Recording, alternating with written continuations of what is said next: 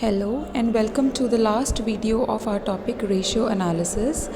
I am Navpreet from Commerce Department, Government National College Sirsa.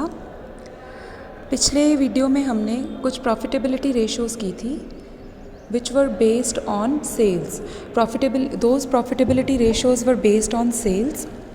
मैंने आपको बताया था जब हमने किया था कि जो प्रॉफिटेबिलिटी है वो दो बेसिस पे कैलकुलेट की जाती है।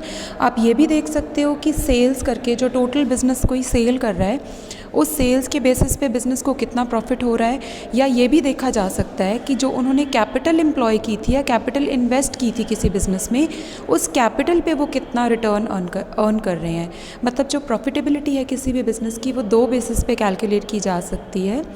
जैसे profitability on the basis of sales भी आपको बताएंगी कि आप बिज़नेस जो है वो कितना प्रॉफिट अर्न कर रहा है, या profitability on the basis of capital employed. हमने profitability on the basis of sales cover कर लिया था हमारे लास्ट टॉपिक में या लास्ट लेक्चर में। आज हम करेंगे profitability on the basis of capital employed. अगर हम किसी भी बिज़नेस में कैपिटल एम्प्लॉय करते हैं तो उस कैपिटल एम्प्लॉयड के बेसिस पे हम अपनी प्रॉफिटेबिलिटी कैसे कैलकुलेट कर सकते हैं या कैसे अनुमान लगा सकते हैं कि जो हमारा बिज़नेस है वो प्रॉफिट में जा रहा है या लॉस में जा रहा है। तो वो हमें बताएगी हमारी ये वाली रेशियोज़ जो हैं profitability on the basis of capital employed. ठीक है, अब कैपिटल एम्प्लॉयड में भी आपको दो ऑप्शंस मिल जाते हैं। या तो आप ओवरऑल प्रॉफिटेबिलिटी देख सकते हो कि हमने टोटल कितनी कैपिटल एम्प्लॉय की है। उसमें हम ये नहीं देखते कि हमने कितना डेट के रूप में एम्प्लॉय किया है या इन्वेस्ट किया है, या कितना हमने इक्विटी शेयर या अदर शेयर्स के रूप में उसमें एम्प्लॉय किया है। हम टोटल देखते हैं कि हमने इतने पैसे लगाए थे, मान लीजिए हमने 10 लाख रुपीज़ लगाए थे और उस पर हमें इतना रिटर्न आ रहा है, या हमारा रेट ऑफ रिटर्न उस पर कितना % है। आप सिंपल ये भी देख सकते हो, या आप सिंपली ये भी देख सकते हो कि शेयर होल्डर से हमने कितने पैसे लिए थे और उन पैसों को यूज़ करके या उन पैसों को इन्वेस्ट करके हम उन पैसों पे कितना रिटर्न अर्न कर रहे हैं। तो मतलब दोनों ऑप्शंस हैं, या तो आप ओवरऑल प्रॉफिटेबिलिटी देख सकते हो या आप स्पेसिफिकली शेयर होल्डर्स के फंड्स पे भी प्रॉफिटेबिलिटी या रिटर्न देख सकते हो कि हमें उन पर कितना रिटर्न मिल रहा है। तो हम दोनों ऑप्शंस में देखेंगे। सबसे पहले हम जो हमारा ओवरऑल कैपिटल एम्प्लॉयड वाला ऑप्शन है उसकी तरफ चलते हैं। जो सबसे पहले हमारी इसमें रेशो आएगी, जैसे आपको यहाँ पे दिखाई दे रहा है, तो the first option is return on capital employed and the second option is return on share holders fund. इसको हम बाद में देखेंगे। सबसे पहले हम देखेंगे रिटर्न ऑन कैपिटल एम्प्लॉयड। तो रिटर्न ऑन कैपिटल एम्प्लॉयड जो रेशो है वो हमें क्या बताती है? वो हमें ये बताती है कि हमने कितना कैपिटल एम्प्लॉय किया था, टोटल कैपिटल हमने कितना इन्वेस्ट किया था पूरे साल में इस किसी पर्टिकुलर बिजनेस में, और हम उतना इन्वेस्ट करके उस पर रेट ऑफ रिटर्न या रिटर्न हम उस पर कितना अर्न कर रहे हैं। ठीक है, क्योंकि जो रेशोज़ होती हैं वो हम रिलेशनशिप में बताते हैं। आपको पता है कि कोई भी एक नंबर है उसकी वैल्यू तब तक नहीं होती जब तक हम उसको किसी के साथ रिलेशनशिप में ना दिखाएं। अगर हम सेल्स की बात कर लेते हैं, अगर हम कोई भी बिज़नेस बोलेगा कि हमें एक साल में 10 लाख की सेल हो जाती है, तो ठीक है 10 लाख की सेल हो जाती है, वेल एंड गुड है। 10 lakh is a handsome amount. हमें लगता है कि 10 लाख की सेल हो रही है तो इट्स गुड। लेकिन अगर हम उसका कंपेयर करें, हम ये देखें कि हमने जो हमारे ऑपरेटिंग एक्सपेंसेस हैं वो हमारे 11 लाख आए हैं, लेकिन हमारी सेल 10 लाख आती है, तो आपको ये दिख रहा है कि हमारे एक्सपेंसेस तो 10 लाख आए हैं, या हमारे एक्सपेंसेस भी उतने ही आए हैं जितना हमने सेल किया, तो हमारे पास प्रॉफिट ज़ीरो बच रहा है। जब हम इसका रिलेशनशिप देखते हैं किसी भी चीज़ के साथ, तब हमें पता चलता है कि एक्चुअल में वो फिगर जिसकी हम बात कर रहे थे उसकी वैल्यू क्या है। अगर हम इंडिविजुअली किसी भी फिगर को देखते हैं तो हम उसको जज नहीं कर पाते कि ये अच्छा है या बुरा है, तो हमें उसका कंपैरिजन करना पड़ता है। तो ये रेशोज़ भी यही काम करती हैं, आपको किसी भी नंबर का किसी और के साथ रिलेशनशिप बताती हैं या उसका कंपैरिजन बताती हैं कि हाँ ये नंबर इतना है लेकिन उसके कंपैरिजन में ये नंबर उतना है, फिर हम जज करते हैं कि ये अच्छा है या बुरा है। तो इसीलिए हम कैपिटल एम्प्लॉयड पे रिटर्न देखते हैं कि हमने इतने पैसे लगाए हैं या इतना इन्वेस्टमेंट किया है, उस पर हमें कंपैरिजन में रिटर्न कितना आ रहा है, फिर हम जज करेंगे कि ये हमारे बिज़नेस के लिए पॉजिटिव में जा रहा है, मतलब अच्छा है या बुरा है। तो वही हम देखेंगे रिटर्न ऑन कैपिटल एम्प्लॉयड में। रिटर्न ऑन कैपिटल एम्प्लॉयड, अब यहाँ पे कैपिटल एम्प्लॉयड जो है वो क्या है? देखो दो चीज़ों का रिलेशनशिप देखना है हमने इस रेशो में। जैसे आपको नाम बता रहा है, एक तो आपने रिटर्न देखना है, मतलब प्रॉफिट कितना आ रहा है। प्रॉफिट का रिलेशनशिप हमने देखना है किसके साथ? कैपिटल एम्प्लॉयड के साथ। ठीक ठीक है। तो अब हम कैपिटल एम्प्लॉयड में देखते हैं क्या क्या चीज़ें आती हैं जो हमारा डिनोमिनेटर में आएगा। जैसे यहाँ पे आपको फॉर्मूला दिखाई दे रहा है ना, रिटर्न ऑन कैपिटल एम्प्लॉयड का फॉर्मूला है profits before interest taxes and dividends. अगर आपने कोई भी इंटरेस्ट प्रॉफिट में से डिडक्ट कर रखा है तो हम ऐड बैक करेंगे, अगर टैक्स डिडक्ट कर रखा है तो हम ऐड बैक करेंगे, और अगर आपने कोई भी डिविडेंड्स डिडक्ट कर रखे हैं तो हम प्रॉफिट में ऐड बैक करेंगे। मतलब यहाँ पे हमने ग्रॉस प्रॉफिट लेना है जिसमें से कुछ भी डिडक्ट नहीं किया गया, टोटल प्रॉफिट का अमाउंट लेना है, डिवाइडेड बाय कैपिटल एम्प्लॉयड। अब कैपिटल एम्प्लॉयड में क्या आएगा, कैपिटल एम्प्लॉयड यहाँ पे रेफर करता है लॉन्ग टर्म फंड्स जो हमने अपनी एंटरप्राइज में डिप्लॉय कर रखे हैं। डिप्लॉय का मतलब होता है इन्वेस्ट कर रखे हैं। टोटल लॉन्ग टर्म फंड्स आ जाएंगे इसमें इनटू 100। ये परसेंटेज बेसिस पे निकलती है जो हमारी return on capital employed ratio होती है, परसेंटेज बेसिस पे निकलेगी, क्योंकि आपको पता है कि यहाँ पे मल्टीप्लाई में इन्होंने 100 कर रखा है। ठीक है, अब कैपिटल एम्प्लॉय करने को कैलकुलेट करने के लिए भी आपके पास दो ऑप्शंस हैं। सबसे पहले आएगी हमारी जो लाइबिलिटी साइड अप्रोच है, और जो बैलेंस शीट के ना दोनों साइड से आप अपनी कैपिटल एम्प्लॉयड को कैलकुलेट कर सकते हो, दोनों का आंसर सेम आएगा। जो सबसे पहली आएगी हमारी वो लाइबिलिटी साइड अप्रोच है, जो सेकेंड अप्रोच हमारी आएगी वो एसेट साइड अप्रोच है। नाम से आपको पता चल रहा है फर्स्ट मेथड में सिर्फ हम लाइबिलिटी साइड को कंसीडर करेंगे, जो हमारा सेकंड मेथड है उसमें हम एसेट साइड को कंसिडर करेंगे। तो सबसे पहले हम लाइबिलिटी साइड की तरफ देखते हैं। तो आपने उसमें क्या देखना है, equity share capital plus preference share capital plus all reserves plus profit and loss का अगर कोई भी बैलेंस है तो प्लस कोई भी लॉन्ग टर्म लोन्स आपने लिए हैं वो, उसमें से आप क्या करोगे, कोई भी फिक्टिशियस एसेट्स हैं जैसे हमारी प्रीलिमिनरी एक्सपेंसेस या कोई भी फिक्टिशियस एसेट्स आपको दिए होते हैं वो हमने लेस कर देने हैं। और अगर कोई भी इसको ध्यान से सुनना है, कोई भी नॉन ऑपरेटिंग एसेट्स अगर आपके पास हैं जिनमें आपने इन्वेस्टमेंट कर रखा है, like investments made outside the business, अगर आपने कोई भी इन्वेस्टमेंट कर रखी है आउटसाइड द बिजनेस जो कि नॉन ऑपरेटिंग एसेट्स हैं, वो भी आपने इसमें से लेस कर देनी है अपनी कैपिटल एम्प्लॉयड कैलकुलेट करते वक्त। ठीक है, जो हमारी लाइबिलिटी साइड में जितनी भी चीज़ें हैं वो ले लेनी है आपने, उसमें से अगर आपके पास कोई भी फिक्टिशियस एसेट्स हैं वो लेस कर देनी है, लॉन्ग टर्म लाइबिलिटीज़ लेनी है हमने। ठीक है, और अगर कोई भी आपके पास नॉन ऑपरेटिंग एसेट्स हैं वो आपने लेस कर देनी है। ठीक है, अब हमारा सेकेंड मेथड आता है हमारा इसमें सेकेंड मेथड जो हमारा एसेट साइड अप्रोच है, जिसमें हमने एसेट साइड से कैलकुलेशंस करनी है हमारी कैपिटल एम्प्लॉयड की।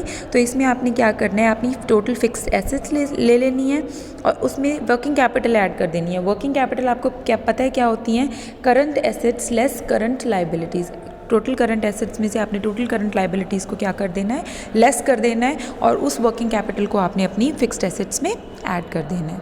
ठीक है, अब कुछ ऑथर्स होते हैं या कुछ जो स्कॉलर्स होते हैं वो ये मानते हैं कि हमें जो कैपिटल एम्प्लॉयड है वो हमें टोटल नहीं लेना चाहिए, हमें उसका एवरेज लेना चाहिए। एवरेज बेसिस पे जो हमारा रिटर्न है वो ज़्यादा सही मायने में जो है वो हमारी return on capital employed depict करता है। कुछ इसका एवरेज लेते हैं कैपिटल एम्प्लॉयड का, कुछ इसको टोटल लेते हैं जैसे हमने लिया है। तो अगर एवरेज के लिए बोला गया है, अदरवाइज़ आपने एवरेज नहीं लेना, लेकिन अगर एवरेज के लिए बोला गया है तो आप एवरेज भी ले सकते हो। एवरेज करने के लिए आपको पता है opening capital employed plus closing capital employed divided by 2। कई बार आपको क्या होता है कि ओपनिंग कैपिटल एम्प्लॉयड गिवन नहीं होती, सिर्फ क्लोजिंग गिवन होती है। तो क्लोजिंग के बेसिस पे आप कैसे कर सकते हो, क्लोजिंग कैपिटल एम्प्लॉयड या कोई भी आपको कैपिटल एम्प्लॉयड दे रखी है, capital employed less half of current years profits after taxes आपने उसमें से लेस कर देने हैं। और एक इसको कैलकुलेट करने का दूसरा मेथड भी है, opening capital employed plus half of the current years profit after taxes, दोनों लेस करके भी कर सकते हो प्लस करके भी कर सकते हो। ठीक है, आंसर सेम आएगा। उसके बाद इसके एडवांटेजेस हैं कुछ। Return on capital employed calculate करने का हमें फ़ायदा क्या है, हमें ओवरऑल प्रॉफिटेबिलिटी पता चल जाती है हमारे बिज़नेस की, कि ओवरऑल हम प्रॉफिट कितना अर्न कर रहे हैं, कितना हमने इन्वेस्ट किया था उस पर हम कितना अर्न कर रहे हैं।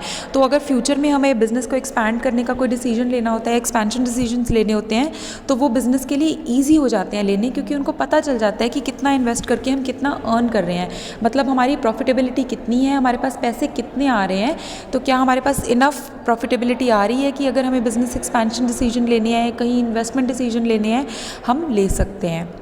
ठीक है, कोई नया प्रोजेक्ट स्टार्ट करना है या आप अपनी प्रॉफिटेबिलिटी को, जो आपसे सिमिलर नहीं भी हैं फर्म्स, उनसे भी आप अपनी प्रॉफिटेबिलिटी को कंपेयर कर सकते हो। तो बहुत सारे फ़ायदे हैं आपको रिटर्न को कैलकुलेट करने के, ठीक है। और इसको प्रैक्टिकली अप्लाई कैसे करना है, आपने जो हमने फार्मूलाज किए या जो चीज़ें हमने पीछे सीखी हैं कैलकुलेट करनी, उसको प्रैक्टिकली हमने अपने फार्मूला में अप्लाई कैसे करना है, उसके लिए हम देखते हैं इलस्ट्रेशन नंबर 30 अपनी बुक्स में। यहाँ पे आपको सेल्स दे रखी हैं, इनकम फ्रॉम इन्वेस्टमेंट्स दे रखी हैं, आपको कॉस्ट ऑफ गुड्स सोल्ड दे रखी हैं, statement of profit and loss में admin expenses, selling expenses, interest on debentures, provision for taxation, ऐसे सब कुछ आपको दे रखे हैं। और आपके पास net profit according to your statement of profit and loss आपका 35,000 आता है। उसके बाद आपको बैलेंस शीट दे रखी है। बैलेंस शीट में you are provided with equity share capital which is 1,50,000 and then preference share capital, reserves, profit for the year and 15% debentures आपको दे रखे हैं। डिबेंचर्स पे 15% का रेट ऑफ इंटरेस्ट जो है हम पे करते हैं। फिर करंट लाइबिलिटीज़ पे आपको क्रेडिटर्स दे रखे हैं एंड प्रोविजन फॉर टैक्सेशन दे रखा है। एसेट साइड में आपको दे रखी हैं fixed assets, investment in government bonds and preliminary expenses आपको दे रखी हैं एंड करंट एसेट्स आपको दे रखी हैं 2,40,000 की, ठीक है। अब इन्होंने बोला है आपको कि रिटर्न ऑन कैपिटल एम्प्लॉयड आप कैलकुलेट करके बताओ। इन्होंने आपको कुछ भी नहीं बताया कि आपने लाइबिलिटी साइड से कैलकुलेट करना है या आपने एसेट साइड अप्रोच कैलकुलेट करनी है, किस तरीके से आपने करना है। तो हम दोनों से करेंगे ये क्वेश्चन, आपको ज़्यादा फिर क्लियर हो जाएगा कि आप दोनों ऑप्शंस को कैसे यूज़ कर सकते हो। कई बार आपके पास इन्फॉर्मेशन पूरी अवेलेबल नहीं होती, एक साइड की इन्फॉर्मेशन अवेलेबल होती है, तो आप किस तरीके से उस चीज़ को यूज़ करके अपना कैपिटल एम्प्लॉयड कैलकुलेट कर सकते हो। तो सबसे पहले हम profit before interest and taxes and dividends calculate कर लेते हैं। तो profit as per your statement of profit and loss आपको दे रखा है कितना, 35,000। यहाँ पे आप देख सकते हो कि आपको 35,000 का प्रॉफिट दे रखा है, तो हमने वो ले लिया। अब हमने बिफोर इंटरेस्ट एंड टैक्स लेना है, तो जो भी कोई चीज़ें इसमें से डिडक्ट कर चुके हैं हम उनको हम ऐड बैक कर लेंगे। हम अपना ऑपरेटिंग प्रॉफिट कैलकुलेट करेंगे। तो यहाँ पे देखो टैक्सेशन बना रखा है प्रोविजन इनमें 35,000 का, उसको हम ऐड बैक कर देंगे।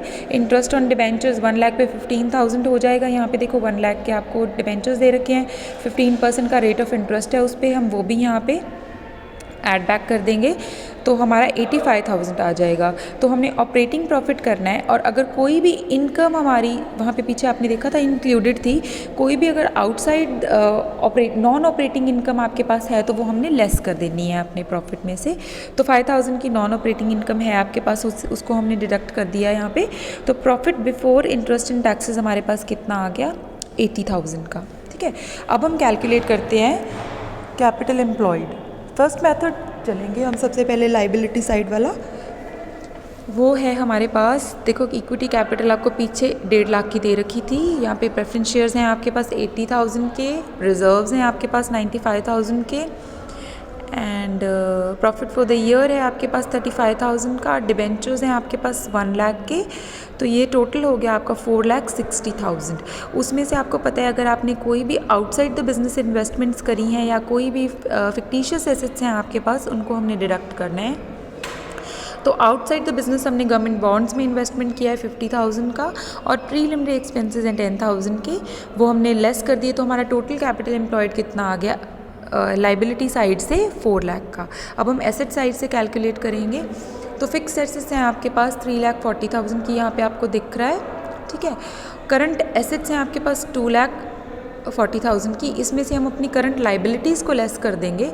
करंट लाइबिलिटीज़ आपकी बनती हैं 1,80,000 की, तो वर्किंग कैपिटल हमारे पास कितना आ गया 60,000 का। तो हम फिक्स्ड एसेट्स में अपनी वर्किंग कैपिटल को ऐड कर देंगे, तो हमारा कैपिटल एम्प्लॉयड जो है एसेट साइड से भी कितना आया 4 लाख का, उतना ही जितना हमारा लाइबिलिटी साइड से आया।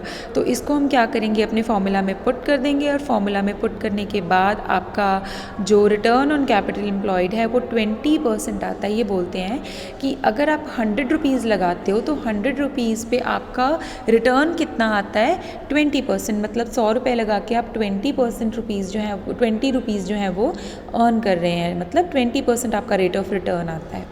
Right. I hope this formula is clear कि आपने किस तरीके से लाइबिलिटी साइड से कैलकुलेशंस करनी है और किस तरीके से आपने एसेट साइड से कैलकुलेशंस करनी है और उसको किस तरीके से फॉर्मूला में अप्लाई करना है। ये एवरेज कैपिटल एम्प्लॉयड वाला करने की आपको कोई ज़रूरत नहीं है, अगर चाहते हो तो कर सकते हो, अदरवाइज़ आपको कोई ज़रूरत नहीं है। वैसे बहुत ईजी है ये अप्लाई करना।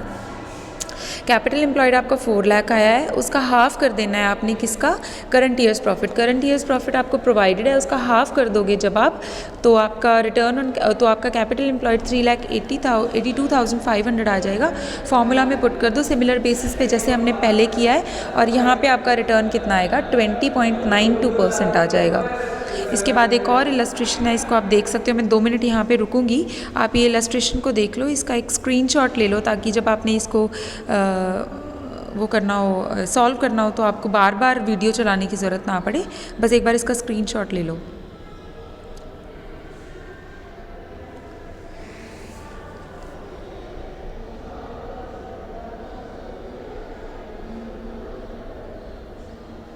सोल्यूशन भी है इसका साथ में।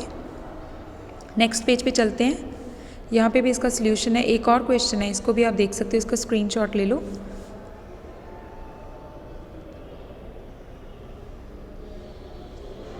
ठीक है, इस क्वेश्चन को भी आपने सॉल्व करना है। 31 एंड 32 दोनों क्वेश्चंस को आपने सॉल्व करना है।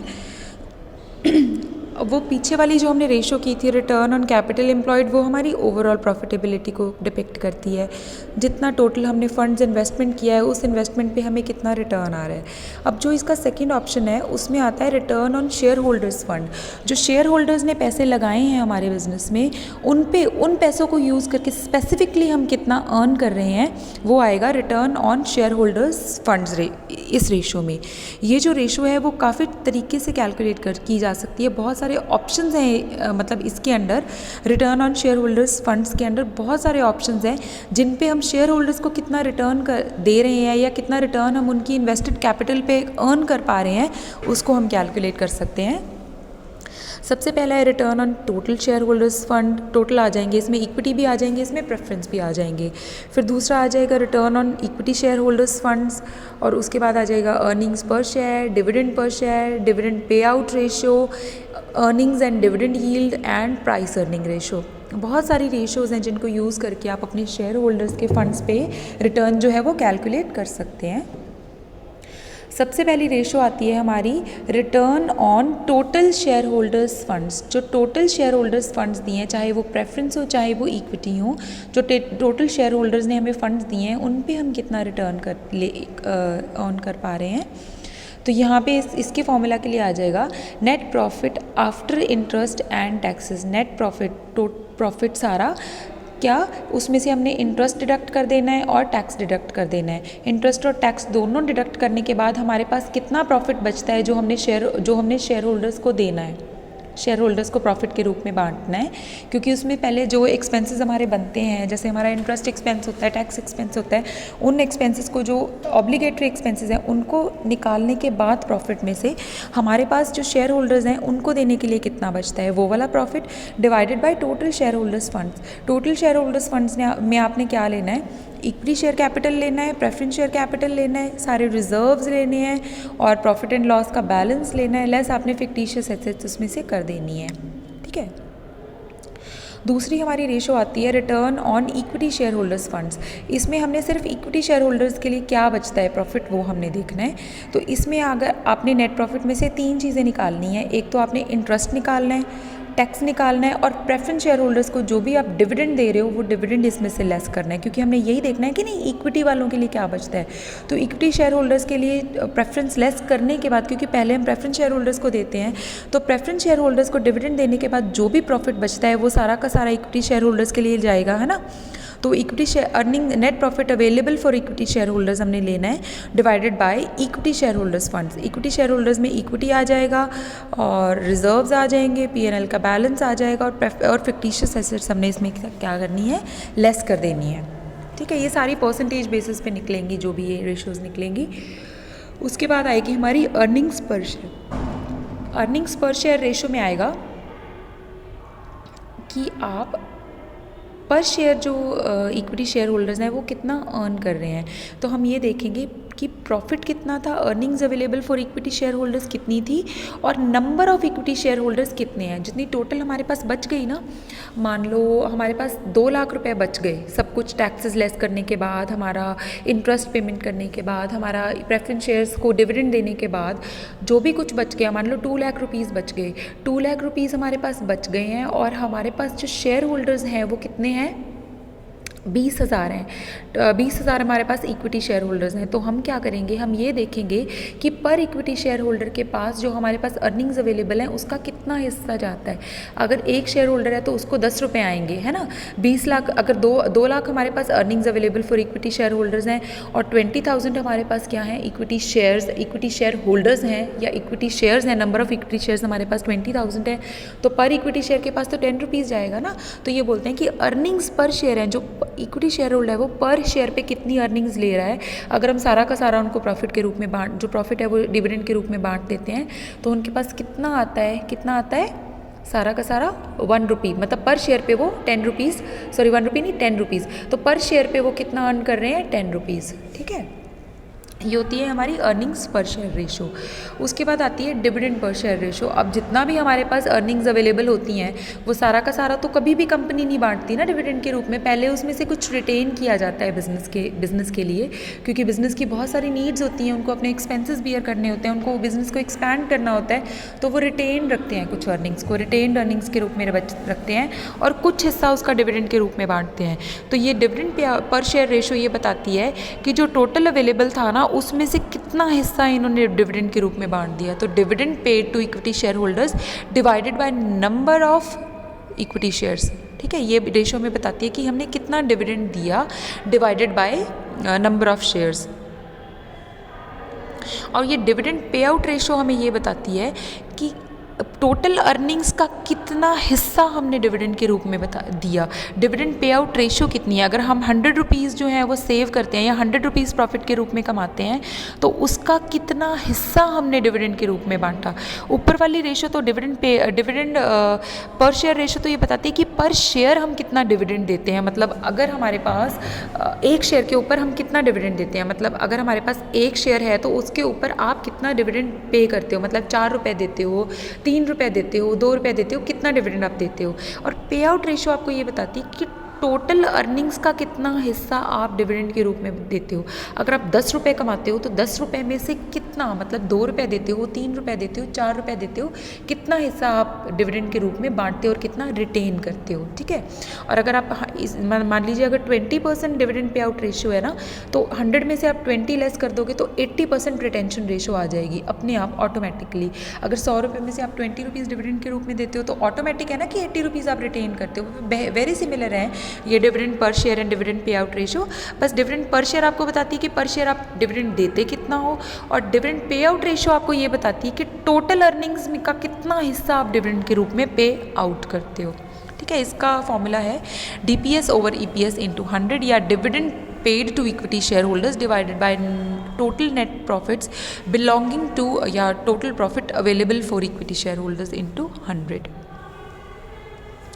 अब earnings and dividend yield ratio आपको रिलेशनशिप बताती है आपका किसका, EPS का और DPS का। आप इसको दो तरीके से कैलकुलेट कर सकते हो अगर आपके पास, और ये मार्केट वैल्यू के बेसिस पे, जो ऊपर वाली रेशोज़ हमने की हैं वो बुक वैल्यू के बेसिस पे करती हैं, हमने कैलकुलेट की हैं, और ये वाली रेशो मार्केट वैल्यू के बेसिस पे कैलकुलेट होएगी। जैसे अर्निंग्स यील्ड या डिविडेंड यील्ड का फॉर्मूला हो जाएगा EPS divided by market value, और डिविडेंड यील्ड का हो जाएगा DPS divided by market value. और अगली रेशो है हमारी price earning ratio. Price earning ratio जो है वो ये बताती है, प्राइस अर्निंग रेशो आपको ये बताएगी कि अगर आप किसी पर्टिकुलर कंपनी के शेयर्स पे मार्केट में 1 रुपये या 2 रुपये कमाना चाहते हो तो उन 2 रुपये कमाने के लिए आपको उस शेयर पे कितना इन्वेस्टमेंट करना पड़ेगा। मतलब किसी भी चीज़ पे किसी भी पर्टिकुलर शेयर पे प्रॉफिट कमाने के लिए अगर आप 10 रुपये प्रॉफिट कमाना चाहते हो या 5 रुपये प्रॉफिट कमाना चाहते हो या 2 रुपये प्रॉफिट कमाना चाहते हो तो उस प्रॉफिट को कमाने के लिए आपको उस कंपनी में कितना इन्वेस्टमेंट करना पड़ेगा। 100 रुपये लगाने पड़ेंगे या 10 रुपये लगाने पड़ेंगे पड़ेंगे या 50 रुपये लगाने पड़ेंगे। प्राइस अर्निंग रेशो का मतलब होता है कि आपको कितना प्राइस पे करना पड़ेगा उस पर्टिकुलर अर्निंग को अर्न करने के लिए जितना आप चाहते हो। समझ में आई बात? कि अगर आप किसी भी कंपनी पे आप ये चाहते हो कि मैं एक शेयर खरीदूँ, मुझे उस पर 5 रुपये अर्न हो जाएं या मुझे उस पर 2 रुपये अर्न हो जाएं, तो उन 5 रुपये या 2 रुपये को अर्न करने के लिए आपको क्या 100 रुपये लगाने पड़ेंगे या 50 रुपये लगाने पड़ेंगे या आपको 20 रुपये में काम चल जाएगा। तो ये प्राइस अर्निंग रेशो आपको वो बताती है। ठीक है, तो इसको कैलकुलेट करने का फॉर्मूला है market price of the share divided by earnings per share. ठीक है, तो ये कुछ रेशोज़ थी which were based on return on share holders funds. ठीक है, I hope these ratios are clear. ये छोटी छोटी रेशोज़ हैं, इनके क्वेश्चंस आपको क्लब्ड मिलेंगे, तो इसके कुछ क्वेश्चंस हैं, मैं आपको एक बार वहाँ पे पॉज कर देती हूँ। जैसे ये 34 क्वेश्चन है, इसको देख लेना, स्क्रीनशॉट ले लो, इसको सॉल्व कर लेना। ये 35 क्वेश्चन है, 35th इसको आप सॉल्व कर लेना। They are very very easy, इनको करवाने की ज़रूरत नहीं है, आपको सब कुछ दिया हुआ है, सिर्फ आपने इसको फॉर्मूला के बेसिस पे पुट करना है। ये बस ये क्वेश्चन है 35th, आपने करना है 34th क्वेश्चन, इसका स्क्रीनशॉट ले लो, और आपने करना है 35th question. So with this last session our ratio analysis chapter is clear. बाकी हम डिस्कस कर लेंगे जब आप अपनी ऑफलाइन क्लास में आएंगे।